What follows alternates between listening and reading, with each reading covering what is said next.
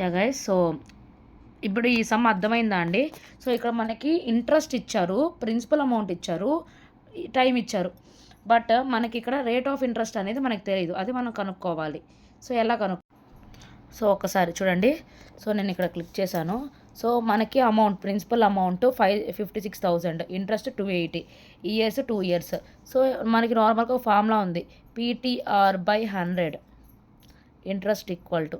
So ఇక్కడ మనకి interest ఇచ్చారు, principal amount, time, rate of interest by 100. So ఇది మనం కనుక్కోవాలా. ఇంట్రెస్ట్ ఎంత, 280 రూపీస్ ఈక్వల్ టు PTR ఎంత, ప్రిన్సిపల్ ఇంట్రెస్ట్ 56,000 ఇంటూ టీ ఎంత, time 2 hours into rate of interest ఎంత తెలీదు. So R/100. 0 క్యాన్సిల్డ్ అండి, పోయింది. ఇంకా మనకేం మిగిలింది? సో 56 ఇది, లేదా ఈ జీరో కూడా క్యాన్సిల్ చేసుకోవచ్చు, బట్ చూద్దాం. So 560 rupees into 2 into R, ఇక్కడ 280 ఉంది. సో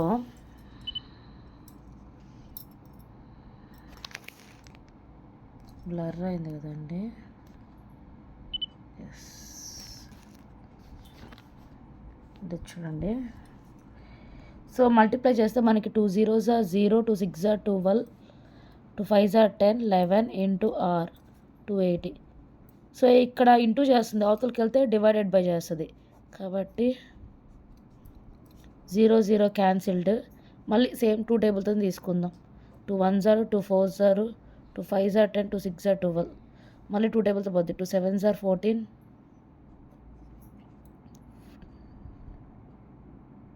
14 టేబుల్తోనే పోద్ది చూడండి. 14 1s are 14, 14 4s are 56, అంటే 1/4. ఈ 1/4ని కూడా మళ్ళీ మనం డివిజన్ చేస్తే అంటే ఇలా చేయొచ్చు. ఇక్కడ 0 లేదు కాబట్టి 0 కోసం నేను పాయింట్ పెట్టుకున్నాను. సో 4 2s are 8, 2 మిగిలింది, ఆల్రెడీ పాయింట్ ఉంది కాబట్టి 0. 4 5s are 20. అంటే 1/4ని ఫ్రాక్షన్ ఫామ్లో ఉన్న దాన్ని నార్మల్ చేస్తే 0.25% రేట్ ఆఫ్ ఇంట్రెస్ట్ అనేది. రేట్ ఆఫ్ ఇంట్రెస్ట్ అనేది ఎంత, 0.25. ఇది ఆప్షన్ ఉందా లేదా చూద్దాం. గైస్ 0.25, ఎస్ 0.25 ఉంది. సో ఇలాగా వీటిని కనుక్కునేది. దీంట్లో ఇది ఒక్కటే కాదండి. సో మనకి PTR/P ఈ rate of interest equal to, so interest equal to PTR/100 use చేసి ఒకవేళ ప్రిన్సిపల్ అమౌంట్ ఇవ్వకపోయినా కనుక్కోవచ్చు, టైం ఇవ్వకపోయినా కనుక్కోవచ్చు, రేట్ ఆఫ్ ఇంట్రెస్ట్ ఇవ్వకపోయినా కనుక్కోవచ్చు. రేట్ ఆఫ్ ఇంట్రెస్ట్ ఎలా కనుక్కోవాలి ఇప్పుడు చెప్పా, ఇవ్వకపోతే ఇంట్రెస్ట్ మాత్రం అప్పుడు ఇస్తారు. సో చూసుకొని కనుక్కోవాలండి. సో ఇదైతే formula, simple interest formula. Yeah, ఇంకొక సమ్ కొద్దామండి. సో 100. సో ఇక్కడ చూడండి, simple form of 1/4 plus 0/4. So ఇక్కడ 4 అనేది సేమ్, అంటే 4 అనేది డినామినేటర్ సేమ్గా ఉన్నాయి, అంటే like fractions. So 1/4 plus 0/4 equal to 1 + 0 వచ్చి 1/4. అప్పుడు ఆన్సర్ ఏమవుద్ది, 1. ఇక్కడ ఫైన్ ద మోడ్. మోడ్ అంటే ఏంటి, రిపీటేటివ్గా ఒక నెంబర్ ఎన్నిసార్లు రిపీట్ అవుతుందో దాన్ని మనం మోడ్ అంటాం. The most repeated number of the same number is called. అంటే 14 మళ్ళీ 14 అన్నిసార్లు రిపీట్ అయింది. ఇంకా 12 అనేది 1 2 టైమ్స్ రిపీట్ అయింది. 13 అనేది 2 టైమ్స్ రిపీట్ అయింది. 14 ఎస్ 14 ఓకే. యా, ఇదండి 16 19 ఒకసారి రిపీట్ అయ్యాయి. సో ఇవి 2 టైమ్స్ మాత్రమే రిపీట్ అయ్యాయి, 13 12. బట్ 14 3 టైమ్స్ రిపీట్ అయింది కాబట్టి హయ్యెస్ట్ రిపీట్ ఏదైందో అదే మోడ్ అంటారు. సో హయ్యెస్ట్ మనకి ఇక్కడ ఏది రిపీట్ అయ్యింది, మనకి 14 అనేది రిపీట్ అయింది. So 14 is the answer. Next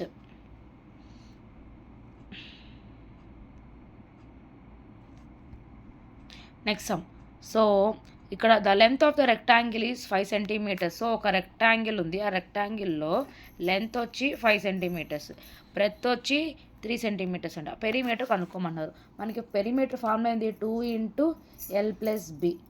so non maths వాళ్ళకి చాలా యూజ్ అవుతుందండి. నాన్ మ్యాథ్స్ వచ్చిన వాళ్ళకి ఇది చాలా ఈజీ సమ్. సో 2 ప్లేస్లో పెట్టి లెంత్ దగ్గర ఒక 5, బ్రెత్ దగ్గర 3 యాడ్ చేద్దామండి. సో 5 + 3 8. ఈ 2 అనేది ఇంటూ చేస్తాయి. 2 × 8 = 16. So answer 16 centimetres. సో ఇది ఆన్సర్ 16 సెంటీమీటర్స్. 3 ఆప్షన్ అనేది కరెక్ట్. ఈ విధంగా చేస్తాం. Next, the right angle triangle with 2 sides of equal lengths is called. గుర్తుపెట్టుకోండి, మనకి ట్రయాంగిల్ 6 టైప్స్ లాగా ఉంటాయండి. సో అవి equilateral triangle, scalene triangle, isosceles triangle, right angle triangle, acute angle triangle, so isosceles right angle triangle, ఇలా చాలా రకాలు ఉన్నాయండి. దాంట్లో మెయిన్ మనం గుర్తుపెట్టుకోవాల్సింది 3. ఆ 3 ఏంటంటే equilateral triangle, scalene triangle, isosceles triangle. అంటే ఇవి ఏంటి అసలు అని అంటే, ఈక్వలేటరల్ అంటే ఒక ట్రయాంగిల్లో 3 సైడ్స్ కానీ ఈక్వల్ ఉంటే, 3 ఈక్వల్గానే ఉంటాయి, అది ఈక్వలేటరల్. అలా కాకుండా 2 సైడ్లు మాత్రమే ఈక్వల్ ఉంటాయి, అవి ఏదైనా కావచ్చు, పక్క సైడ్లు కానీ ఈ కింద సైడ్ అయినా కానీ ఏదైనా 2 సైడ్స్ ఈక్వల్ ఉంటాయి, అది ఐసోస్కేలస్. అలా కాకుండా ఏ ట్రయాంగిల్లో 3 సైడ్లు డిఫరెంట్గా ఉంటాయి, అది స్కేలన్ ట్రయాంగిల్.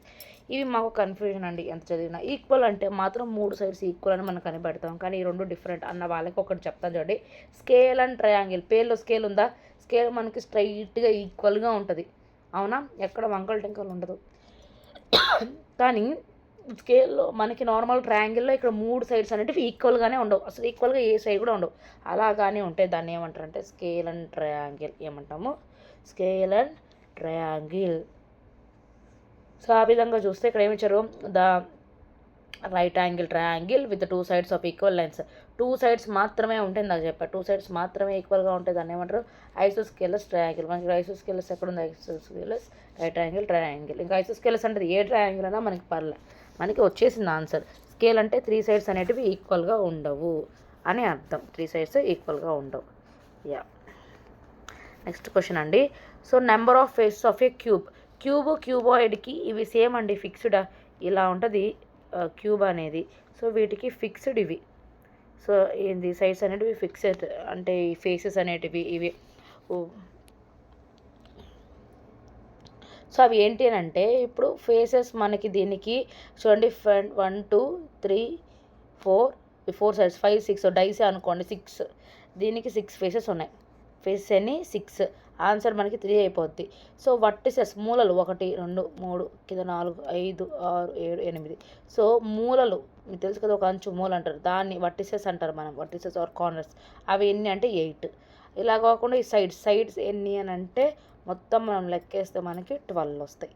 సో అప్పుడు మనం సింపుల్గా చెప్పాలి అని అంటే, మనకి ఒక క్యూబ్ కానీ క్యూబాయిడ్ కానీ సైడ్స్ 12, ఫేసెస్ 6, ఎడ్జెస్ లేకపోతే వర్టిసెస్ అంటారండి, వీటినే కార్నర్స్ అంటారు, మూలలు కూడా అంటారు. ఇవి ఎన్ని అంటే 8, 12 6 8, లేకపోతే 12 8 6. సో అవి గుర్తుపెట్టుకోండి ఇలాగా. సో ఆన్సర్ దీనికైతే 3. The sum of 2 angles in a triangle in 125 centimetres. So 2 angles 125 centimetres. Find the third angle. So ఇది ఒక్కసారి అండి, ఒక్క పేపర్ మీద. సో 2 ఇక్కడ చూడండి, సరే దీని మీద చూద్దాం.